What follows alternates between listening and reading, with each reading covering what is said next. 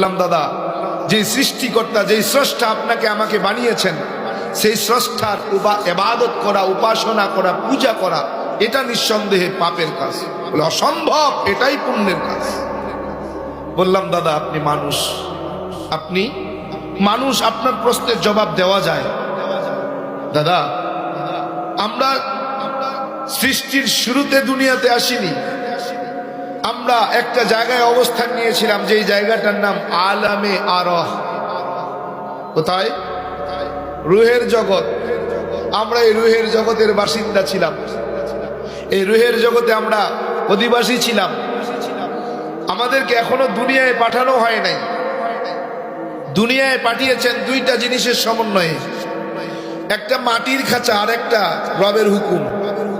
একটা মাটির খাঁচা আর একটা রবের হুকুম। যেই বস্তুটার ভিতরে দুইটা জিনিসের সমন্বয় আছে সেটা মানুষ। যেই বস্তুটার ভিতরে একটা সমন্বয় নাই সেটা মানুষ না।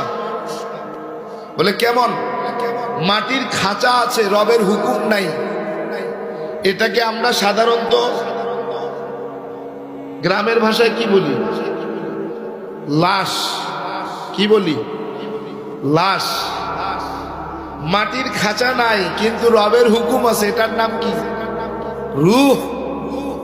শুধু রবের হুকুমের নামও মানুষ না, শুধু মাটির খাঁচার নামও মানুষ না। মাটির খাঁচার নাম লাশ, রবের হুকুমের নাম রূহ। রূহ আর মাটির খাঁচা মিলায়া মানুষ।